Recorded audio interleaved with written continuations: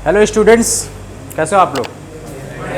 चलो आज की जो क्लास है वो है हमारी स्पीड टाइम एंड डिस्टेंस की क्लास। ठीक है, हमने थोड़ा बहुत पढ़ा है इसके बारे में अच्छे से, अभी कुछ दिनों में हमने स्टार्ट किया पढ़ा और आज हम इसके क्वेश्चंस की प्रैक्टिस करने वाले हैं आप सभी के लिए। ठीक है, तो चलो इसमें क्या होगा कि तुम लोग की अच्छी खासी क्वेश्चन की प्रैक्टिस भी हो जाएगी, जितना पढ़ा उसका इम्प्लीमेंटेशन होगा और ये क्वेश्चंस आप जाके घर पे रिवीजन भी करोगे अच्छे से। ठीक है, ताकि आपका कॉन्सेप्ट क्लियर हो। क्वेश्चन सारे बहुत ही अच्छे लेवल के हैं, आपके एग्जाम के लेवल के हैं, इवन आपके एग्जाम से थोड़े से अच्छे भी और हैं। ठीक है, मतलब कि if you are preparing for IFY group and even for FCAT तो आप इन क्वेश्चंस को कर सकते हो। ठीक है, तो लेवल अच्छा है। अब क्वेश्चन की प्रैक्टिस करते हैं और मैं देखना चाहूँगा कि मैंने अभी तक जितना पढ़ाया तो यहाँ के बच्चे कितना अच्छा रिस्पॉन्ड करते हैं, अभी ये हमें देखना है। तो चलो ये रहा क्वेश्चन नंबर 1 आपके सामने। आपको मैं इस क्वेश्चन को समझा देता हूँ, कोई हिंदी मीडियम का स्टूडेंट है तो उसको भी समझने में कोई प्रॉब्लम नहीं होगी, तो उसके लिए इस क्वेश्चन को हम समझा देते हैं। तो देखो सबसे पहला क्वेश्चन क्या है हमारे पास। A man covered a certain distance by a train at the speed of 40 kilometre per hour. ठीक है, एक व्यक्ति है जो कि ट्रेन से कवर कर रहा है कितनी दूरी, 40 किलोमीटर पर आवर से दूरी कवर कर रहा है और कहा जा रहा है कि the same distance back by walking eight the speed of 8 kilometre per our.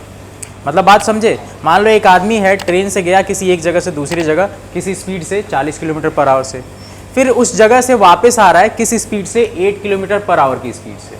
Then आगे दिया है if the whole journey took 12 hours then what is the one side distance in kilometre. आपको बताना है कि एक साइड की डिस्टेंस कितनी होगी। तो जरा कोई बता सकता है कि इसमें क्या कर सकते हैं। सर डिस्टेंस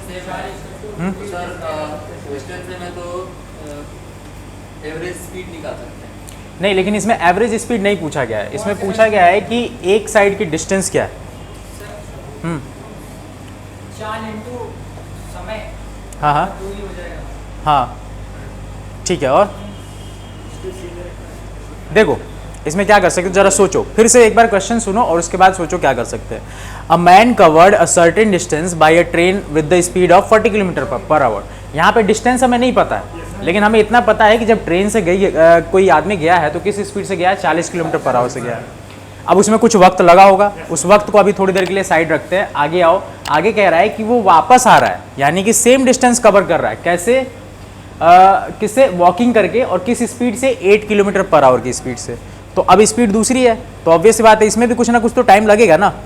तो इन दोनों दूरी को कवर करने में जो इसको टाइम लग रहा है वो टाइम कितना लग रहा है, देखो if the whole journey took 12 hours, 12 hours इसको पूरा समय लगा है जब ट्रेन से गया है और वॉक करके आया है, तो दोनों मिला के तो आपको बताना है कि कितनी डिस्टेंस है एक साइड की। तो मान लो जैसे ये एक पॉइंट है ए, ये आप एक पॉइंट मान लो कि जैसे ये एक पॉइंट ए है। ओके ठीक है,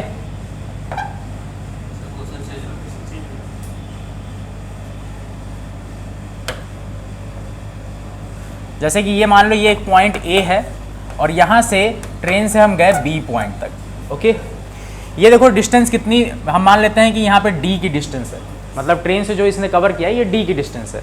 जब ट्रेन से गया तो किस स्पीड से गया, 40 की स्पीड से। तो बताओ जो टाइम लिखेंगे हम, पहला टाइम प्लस वापस आने का जो दूसरा टाइम है, ये दोनों मिला के कितना है हमारे पास, 12 आवर्स, यही दिया है।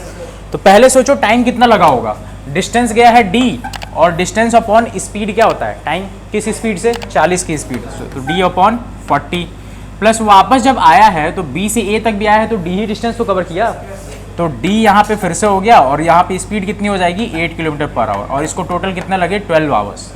अब आपको बस यहाँ पे सॉल्व कर लेना है, आपको डी की वैल्यू निकल जाएगी। जैसे ही सॉल्व करोगे बताओ क्या आ जाएगा, एलसीएम लोगे आएगा कितना, 40 हो गया एलसीएम। यहाँ पे बता दो कितनी आ जाएगी ऊपर, डी प्लस 8 से मल्टीप्लाई करोगे इधर तो 5d। ठीक है, कितना हो जाएगा, इज इक्वल टू 12। इधर आप क्रॉस मल्टीप्लीकेशन कर सकते हो, ऊपर आ जाएगा 6d is equal to 40 into 12। बताओ डी की वैल्यू कितनी आ जाएगी, ये 6 से कटा, डी की वैल्यू कितनी आ गई, 80 किलोमीटर। ठीक है, क्या ऑप्शन में है 80 किलोमीटर, कौन सा है, ए ऑप्शन। समझ गए, इजी था, पढ़ लिए हो इसीलिए इजी था। ठीक है, अगले क्वेश्चन पे मूव करते हैं। ये रहा सेकंड क्वेश्चन आपके सामने। चलो इसको देखते हैं, ये ए को मिटा दो।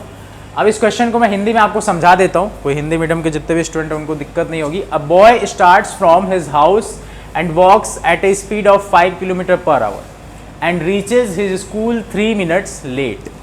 देखो कोई लड़का है अपने घर से निकला है अपनी स्कूल के लिए, ठीक है, किस स्पीड से जा रहा है, 5 किलोमीटर पर आवर से। और कितनी देर में पहुंच रहा है, 3 मिनट, 3 मिनट्स में पहुंच रहा है। ओके, 3 मिनट लेट पहुंच रहा है, सॉरी, वो जितने बजे भी पहुंचना चाहिए उसको, लेकिन वो 3 मिनट लेट हो जा रहा है। अब आगे देखो क्या दिया, अगले दिन वो क्या करता है, next day he starts at the same time and increases his speed bye 4 kilometre per our. मतलब पहले 5 से जा रहा था, 5 किलोमीटर पर आवर से, अगले दिन सोचा मैं अपनी स्पीड बढ़ाता हूं, तो उसने कितना स्पीड कर लिया, 4 किलोमीटर पर आवर बढ़ा के 9 कर लिया। ठीक है, देखो यहाँ पे लिखा हुआ increases his speed bye 4 kilometre per our. तो 5 से पहले गया था पिछले दिन, अगले दिन 4 और बढ़ा दिया तो कितना हो गया, 9 किलोमीटर पर आवर हुआ। तो नेक्स्ट डे वो 9 किलोमीटर पर आवर की स्पीड से जा रहा है, तो क्या हो रहा है, रीचेज 3 मिनट्स अर्ली। तब क्या हो रहा है, 3 मिनट जल्दी पहुंच जा रहा है। अब जब 3 मिनट जल्दी पहुंच जा रहा है तो बताना है कि what is the distance between the school and his house, कि उसके स्कूल से घर के बीच की जो दूरी है वो क्या है, ये आपको बताना है। ठीक है, अब इस क्वेश्चन को देखो, इस क्वेश्चन को करने के 3 तरीके हैं। इस क्वेश्चन को करने के 3 तरीके हैं। आपको मैंने बेसिक तरीका से तो आप हर कोई कर लेगा, इवन जितने स्टूडेंट्स हैं वो सब कोई कर लेगा। इसकी शॉर्ट ट्रिक भी है, उससे भी हो जाता है। ठीक है, 3 तरीका, और एक फॉर्मूला है उससे भी हो जाता है। ठीक है, मैंने सब बता रखा है। देखो कैसे, सबसे पहला केस ले लेते हैं। मान लो इसको पहले हम बेसिक तरीके से सॉल्व करें ताकि आपको पहले समझ में आए इसमें करना क्या है। A boy starts from his house and walks to the, कहाँ पे उसको जाना है भाई, स्कूल जाना है ना। तो हम ये मान लेते हैं ये उसका घर है और यहाँ पे ये स्कूल है, और इसके बीच की डिस्टेंस कितनी है, d, ये हमने ले लिया। ठीक है, पहले दिन जब वो गया है तो किस स्पीड से जा रहा है, 5 किलोमीटर पर आवर से, और इसको कितना टाइम लग रहा है, 3 मिनट ज़्यादा लग रहा है। तो एक पल को हम मान लेते हैं कि इस d डिस्टेंस तक जाने में जो ओरिजिनल टाइम है वो t लगता होगा, ऐसे मान लेते हैं। ओरिजिनल जो अपना टाइम लगता होगा कितना लगता होगा, t लगता होगा। ठीक है, तो यानी कि जब पहले दिन वो गया है 5 किलोमीटर पर आवर से और 3 मिनट लेट पहुंच रहा है, तो उसको सोचो टाइम कितना लगा उस दिन, t तो लगना था प्लस 3 मिनट और एक्स्ट्रा, यही लगेगा ना। तो देखो इसको कैसे लिखोगे, डिस्टेंस हो गया d अपॉन स्पीड हो गया कितना 5 इज इक्वल टू उसको टाइम कितना लगेगा t प्लस 3 मिनट। अब देखो 3 मिनट को आप चेंज करोगे किस में, आवर्स में। क्यों चेंज करेंगे, क्योंकि स्पीड किस में दिया है, किलोमीटर पर आवर में, किलोमीटर पर आवर में दिया है। तो स्पीड को चेंज करोगे तो ये कितना लिखोगे, बता दो, 3 मिनट को चेंज करोगे तो 3/60 हो जाएगा। ये हो गया आपका एक रिलेशन, इधर से आ गया। तो यहाँ से बता दो d upon 5 is equal to ये कितना बचेगा, t प्लस 1/20। ठीक है, अभी इसको ऐसे ही रहने देते हैं, इसको ऐसे ही रहने देते हैं, जरूरत पड़ेगा तो फिर उस हिसाब से इसमें मॉडिफिकेशन करेंगे। अगले में आ जाओ, सेकंड बार क्या करोगे, जब नेक्स्ट डे वो गया है, d ही डिस्टेंस गया है घर से स्कूल तक, किस स्पीड से गया है, 5 + 4, क्योंकि 4 बढ़ गया है ना अगले दिन, तो बढ़ा दोगे तो कितना हो जाएगा, 9 kilometre per hour is equal to time उसको लगता था t, लेकिन आज क्या हुआ, वो 3 मिनट जल्दी पहुंच गया, 3 मिनट जल्दी पहुंच गया ना। तो 3 मिनट जल्दी पहुंचा है तो क्या करोगे, -3/60। 3 मिनट था तो इसीलिए घंटे में चेंज कर लिया, 3/60। यहाँ से देखो क्या आ जाएगा, d/9 इज इक्वल टू कितना आ जाएगा बच्चों, t - 1/20 आएगा। अब एक काम करो, किसी एक इक्वेशन से दूसरे इक्वेशन को घटा दो। ठीक है, ये देखो ये इक्वेशन आ गया, ऐड ना करो घटाओ, क्योंकि t से t कट जाएगा आपका ऐसे। ठीक है, या फिर एक काम ये भी कर सकते हो, यहाँ से t की वैल्यू उठा के यहाँ पे पुट कर सकते हो।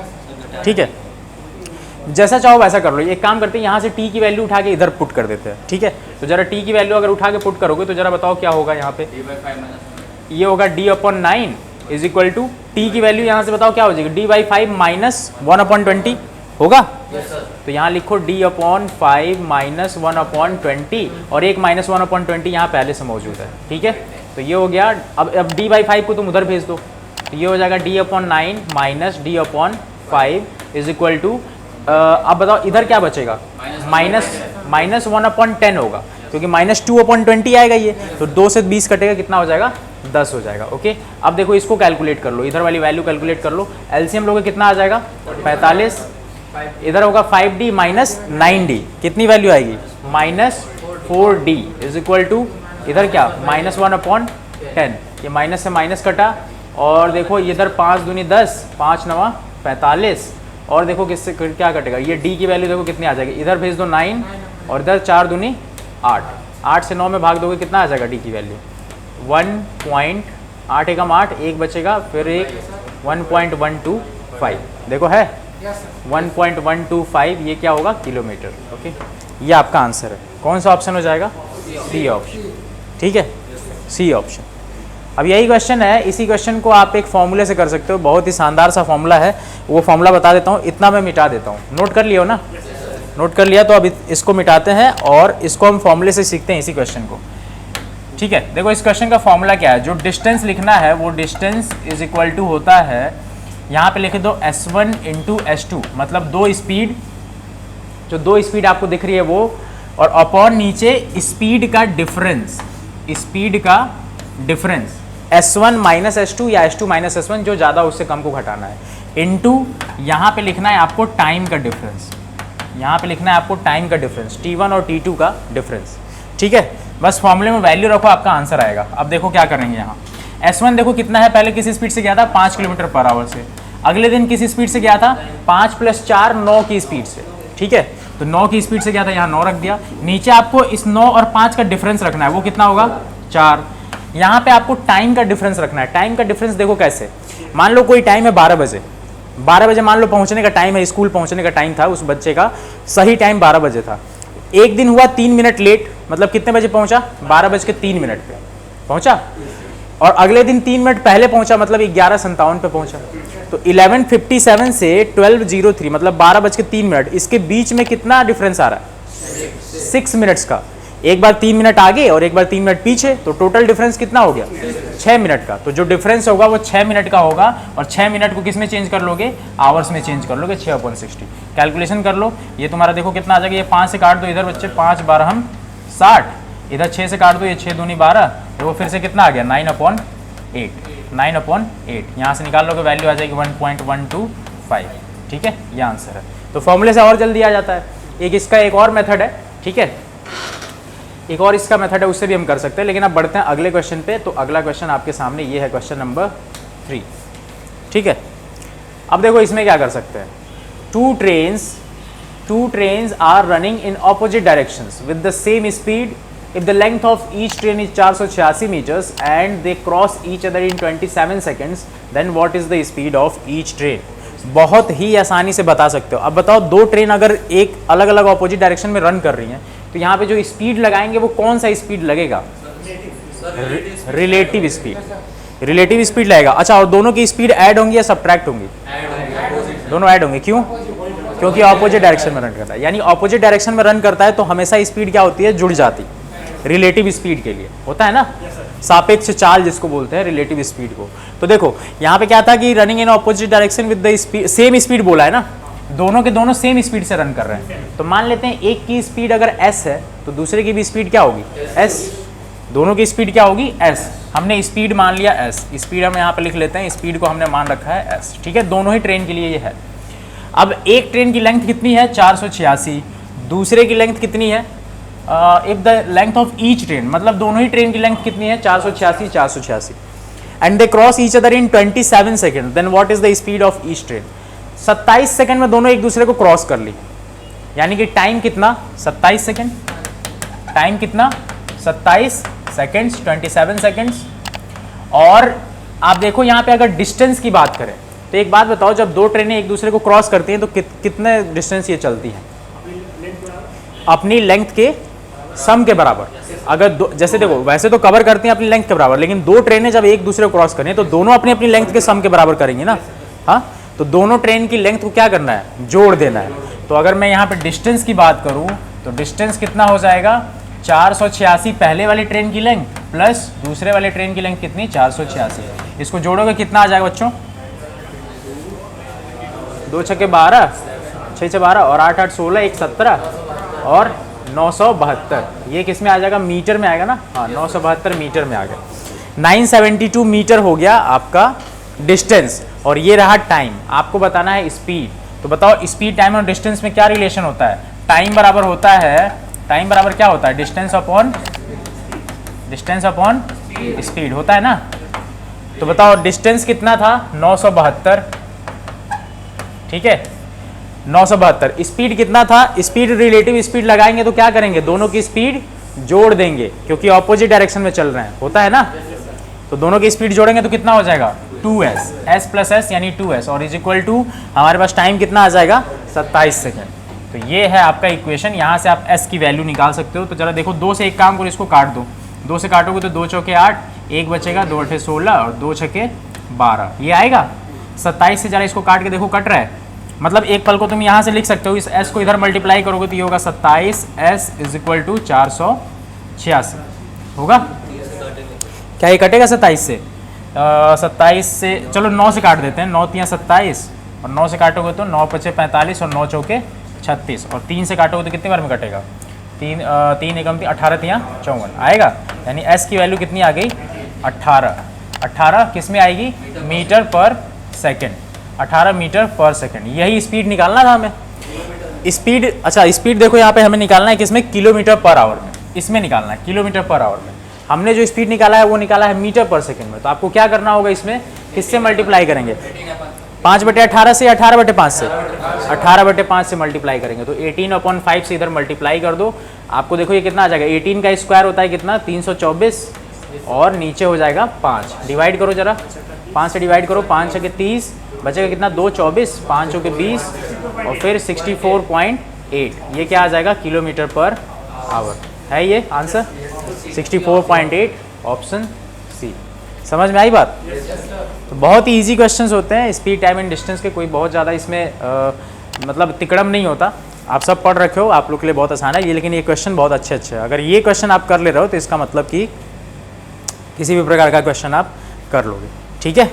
ओके चलो, तो फिर आगे फिर हम करेंगे क्वेश्चंस को। आज का सेशन यहीं पे ओवर करते हैं। ओके, कोई दिक्कत तो नहीं है? चलो ठीक है, बाकी क्लास को नेक्स्ट दिन कंटिन्यू करेंगे। क्या आप भी अपने फाइनेंशियल प्रॉब्लम्स की वजह से अपने डिफेंस एग्जाम की तैयारी सही रिसोर्सेज के साथ में नहीं कर पा रहे हैं? तो अब चिंता करने की जरूरत नहीं है, क्योंकि सेंचुरी डिफेंस एकेडमी ने लॉन्च किया है SRNTH 2022 स्कॉलरशिप टेस्ट 15 मई को, जहां देश भर के स्टूडेंट्स अपने नॉलेज के दम पर इस टेस्ट को क्लियर करके पा सकते हैं up to 90% scholarship for our online and offline courses और पढ़ाई कर सकते हैं इंडिया के बेस्ट रिसोर्सेज एवं मेंटोर्स के साथ में।